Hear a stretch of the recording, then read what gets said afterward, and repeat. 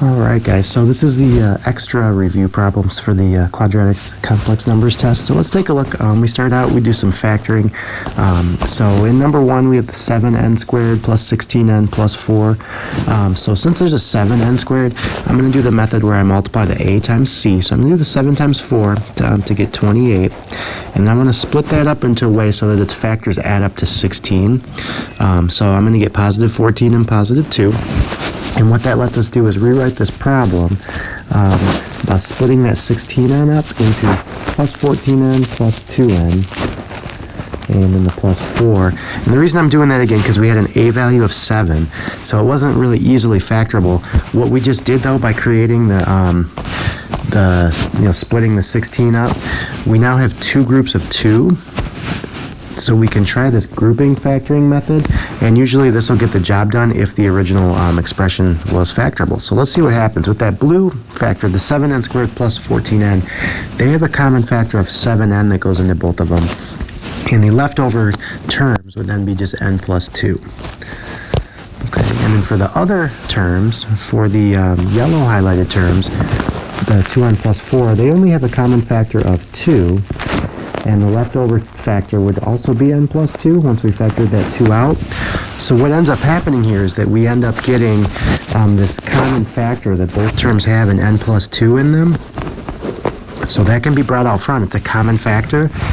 And then the leftover factor is just going to be the other stuff, the 7n plus 2. Okay, and this thing is now factored.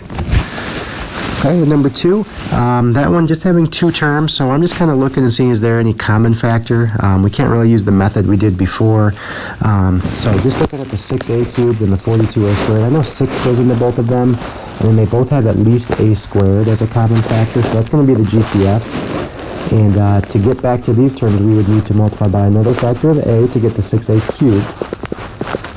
And then multiplying by 7 would get us the 42a squared.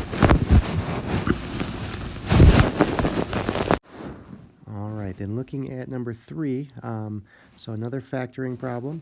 This time we're going to just try, it's going to be a little simpler process because we just have the 1n squared there. So all we need to do on these is just look for factors of 3 that are going to add up to negative 4. So basically I know since it's 1n squared at the beginning with the a value, it's just going to be 1n and 1n. And then the other numbers are just that process. Like I said, if we can get factors of positive 3 that add up to negative 4, okay, so we're going to have to use negative 3 and negative 1 as our other terms inside the factors. We can't just use plus 3 and plus 1. That will force the middle terms. When you do that FOIL method, they would combine to add up to the negative 4n. Okay, then number 4, special case. It's the difference of perfect squares. So it's just going to always be, one's going to be a plus and one's going to be a minus. Okay, and plus 3 times n minus 3. And really, you could also think of this one as having a plus 0n in the middle. And then it would be just like the one we just did, where we're kind of looking for factors of negative 9 that have to add up to 0. So that's why the plus 3 and the minus 3 work there. Okay, number 5 and 6, we are simplifying complex numbers. Okay, either adding, subtracting, multiplying, or dividing. Number 5 is a multiplication problem, right? Negative 5i times negative 5i. So we can just multiply. The negative 5 times negative 5 is positive 25. And the I times I is I squared. And then if we just remember, I squared always needs to be replaced with negative 1. So it's really 25 times negative 1. So we're going to end up with a final answer of negative 25. All right, number 6, a division problem, and again, we're just kind of simplifying. So the trick to these, you always want to multiply by the conjugate of the denominator, which just means take the sign in between the two terms and change it. It's almost like taking the opposite, but I'm not doing a negative 2 also. I'm just changing it to 2 plus 2i. And our goal here is going to be to get all of the i's in the denominator are going to cancel out. So if we start multiplying things out, and we have to do the numerator and the denominator. Each has their own little FOIL problem, so parentheses might help. Up top, we're going to get, so 4 times 2 is 8. 4 times plus 2i, it's going to be plus 8i. And then we'll distribute the minus 2i times 2, the minus 4i, And then the minus 2i plus times the positive 2i would be a minus 4i squared. Okay. In the denominator, here's where we're going to start noticing things cancel out. Since we chose to multiply by the conjugate, so we're going to get a 4.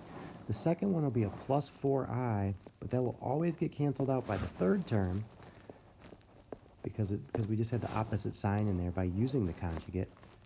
And then we also have a minus 4i squared down here. Okay, so what we end up seeing is that we do get canceling out here and here. Okay, in the numerator we have the 8. If I combine these two terms, it's going to be plus 4i. And then remembering that I squared is negative 1, so that minus 4i squared actually becomes plus 4. Okay, and in the denominator we had the 4 there. Here's another I squared, so minus 4 times negative 1 again becomes plus 4. Okay, and then we can just keep simplifying. In the numerator I do have two like terms. The 8 plus 4 is 12. Still have the plus 4i there. We're all over 8. And then we can reduce each of these. Each of the coefficients is actually divisible by 4. So that's what I'm going to do. I'm just going to divide them each by 4 and get 3 plus I over 2. Okay, and that should be our final answer for that one. All right, and for number 7 here, now we're starting to solve equations and inequalities. So we can use factoring, we can use quadratic formula, completing the square methods. This one actually says solve by factoring. So we're going to have to get it equal to 0. So let's go ahead and add the 5 to both sides first. X squared plus 6x plus 5 equals 0, so that we can use the zero product property. So we're going to factor this like we did one of the previous problems. Since it's just a 1x squared there, I don't have to worry about splitting the middle term. I can just look for factors of 5 that add up to 6. Okay? So in this case, it's just going to be positive 5 and positive 1.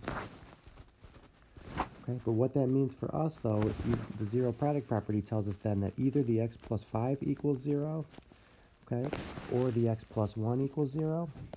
And we can solve those and get our two solutions. So just by subtracting 5, one answer to our equation is x equals negative 5.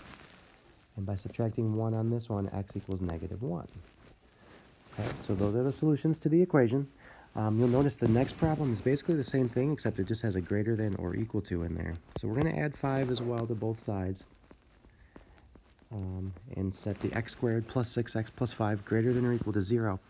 Now we're going to use the two answers we just got. Those are the critical values when we solve for the inequality. Okay, so we have negative 5 here. We have negative 1 here. And we've kind of created 3 different intervals that we need to test. Okay, interval 1, anything less than negative 5. Interval 2 are the numbers in between. And then interval 3 is any number greater than negative 1. So let's do a couple test points. Now, when you can factor the expression, it's sometimes easier to do this test, interval test. So what I'm going to do, for example, in interval 1, I would test, let's say x equals negative 6, right? So I just want to check something less than negative 5. So all I'm going to do, I'm not going to actually really worry about what the numbers equal. I'm just going to plug them into this factored form if we have it. Okay. If not, you would just have to plug it into the unfactored version and see if this is true. But with the factored, it's a little easier. So for example, if x were negative 6, this factor right here, negative 6 plus 5 would still be negative. Okay, if x is negative 6 there, negative 6 plus 1 is still negative. So would a negative factor times a negative factor be greater than or equal to 0? So a negative number times a negative number is positive. Okay, that is greater than or equal to 0. So that tells me this interval does work. So I know negative 5 itself works, okay, because that made it equal 0, and we're allowed to equal in this case. So I'm going to color that circle in and say that that interval did work. So anything less than negative 5 works. And you could continue that process. In the middle, you might want to check x equals negative 2 or something like that. Let's just do one more together. If we tested x equals negative 2, okay, and I plugged it back into this again, so negative 2 plus 5 would be positive. Negative 2 plus 1 is still negative. So would a positive times a negative be greater than or equal to 0? Right, a positive number times a negative number is negative. That is not greater than or equal to 0. So this interval would be no. And then you would also need to test something from interval 3. You could test 0 there, or anything bigger than -1, and you would find that that one does work as well. Okay. So your two solution intervals would be anything less than -5, or any number greater than -1. All right, and then the last few solving equations here, let's just do a couple of those. Excuse me, let me start out with number 9. I'm just going to give myself a little more room. I'm going to rewrite this real quick. Number 9, we had 5k squared plus 3 equals a -12k. Okay, so for this problem, so any of the methods really, I'm going to suggest kind of just ignoring or just almost forgetting about completing the square, honestly. Like, it can be done if the problem's set up in the right way and everything. It's not always super complex, but generally, if something's not factorable, I'm going right to quadratic formula, to be honest. So, okay, so to do either factoring or quadratic formula, we do need it set up equal to 0. So let's get this right side to be 0. We'll add the 12k, and we're just going to write this in standard form then, where it's 5k squared, then the plus 12k, then the plus 3, and it equals 0. Okay, and now again, if we wanted to try factoring, since we have an a value of 5, we'd have to do 5 times 3, and try to split up the 12 and all that stuff, and it may or may not work. I know the quadratic formula is going to always work, so I'm just going to jump right to that. Okay, so let's just set that up. And just remember, your quadratic formula is, in general, x equals the opposite of b plus or minus the square root of b squared minus 4ac all over 2a. Okay, so let's start plugging them in. Here's my a, my b, and my c, right? So we're going to do the opposite of the b value, so we're going to do -12 plus or minus the square root of b squared, so 12 squared, minus the 4 is always there, times the a value, which is 5, times the c value, which is +3, and it's this whole thing, including that -12, the whole thing gets divided by 2 times 5. Okay, so let's go ahead and simplify that down a little bit and see what we get. Okay, so we have a -12 plus and minus, so let's see, under the square root, and you can sometimes just throw that in a calculator, just exactly like this. Okay, in this case it would be 12 squared, so 144 minus 4 times 5 times 3 is 60, so 144 minus 60 should be 84, so make sure we're getting an 84 under there. That's called the discriminant, right? Okay, and then we do want to reduce, so I'm thinking, first off, the square root of 84, so 84 is not a perfect square, so I can't just make it a whole number, but I know 4 goes into it, 4 times 21, okay, and that's the way I want to do it. I don't want to necessarily do 2 times something, I want to do a perfect square. That's why I chose 4, because the square root of 4 is 2, and then the 21, I mean, sure, we could do 7 times 3, but neither one's a perfect square, so we're not going to be able to take the square root anyways. So let's just simplify to plus or minus here, 2 times the square root of 21 all over 10. And then there is one more step we can do, because what I'm doing is I'm looking at the coefficients and asking myself, are they all reducible by the same? Do they have a common factor? And they do, right? We could divide each of them by 2. So we would get -6 plus or minus 1 root 21 all over 5. Okay, and that would be our final answer for that. So that's giving both answers because we do have the plus or minus in there. If you needed a decimal approximate, you could go into your calculators and do -6 plus the square root of 21 and then divide by 5.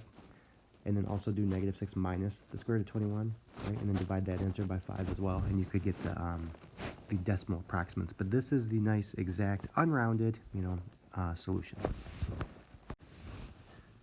Okay, so let's do one more of these. Let me just erase that so we have some space here. Let's do number 11, since it involves a little bit of steps before we get started. If you look at number 10 and 12, they are already equal to 0, so you're ready. You could just try to factor or put in the quadratic formula as is, but sometimes there's some issues if it's not in that form already. So number 11 here, we do need to add the 9 first. Okay, we need to set this thing equal to 0, so let's do that. If we add 9 to both sides, p squared minus 12p minus 45 equals 0. Okay, and then we want to ask ourselves, what method are we going with here? So This one may actually be factorable. Again, factors of negative 45 that add up to negative 12. Okay, like I'm thinking negative 15 and plus 3. So it's going to be faster that way. I just want to show the quadratic formula just to get a little more practice on it. But it wouldn't really be necessary for this problem. Okay, but again, so we're going to do p equals, so the opposite of our b value would be positive 12 plus or minus. We have the square root. Okay, negative 12. Here's a step where you have to be extra careful on your calculator. That negative 12, that b squared, if you don't put the parentheses, your calculator is not going to do it right. So you may even want to not even write the negative in that step because it's getting squared anyways. Okay, it's going to end up being positive 144 at that step anyways. But just be careful with it. So minus 4 times 1 times negative 45, all over 2 times a, which is 1. Okay, and then we need to go ahead and simplify under here a little bit more. Okay, so if we start doing some simplification down here, underneath here, I'm getting 324 for the discriminant in this case, so it's 12 plus or minus the square root of 324. Because remember, it's really going to be like positive 144 minus a negative 180. Okay, so make sure you're getting positive 324 under there. Do it on your calculator if you need to. All over 2. And then the square root of 324 is actually a whole number. It's actually 18. Okay, so this one happens to be a nice perfect square. So we have 12 plus or minus 18 all over 2. Okay, now we're going to go ahead and actually do the problem. Like it's not a square root in there anymore. So we can actually do the calculation. I can do the plus and the minus separately and get two different answers. Okay, 12 plus 18 over 2.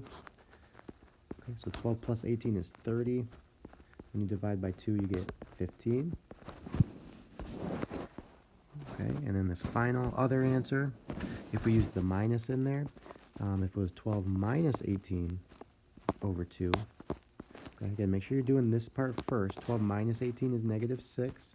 When you divide that by 2, you do get negative 3. Okay, so that would be our two solutions. They're nice rational numbers, whole numbers in this case, and that's because remember we said this one actually was factorable. We said minus 15 and plus 3, and when you use the zero product property, you would get these same two answers. Okay, so you can always do quadratic formula. Generally, though, if something seems quickly factorable, that's going to maybe be a little faster, but you know, it doesn't have to be done factoring method. You can always use the quadratic formula. Okay, so again, with numbers 10 and 12, I'm not going to go through every single step on those. We do have the answers posted, so you can check those out. Here they are if you just wanted to use it from this video. There's going to be the answers to the entire thing. And hopefully that helps. Okay, and that's that. Have a great day.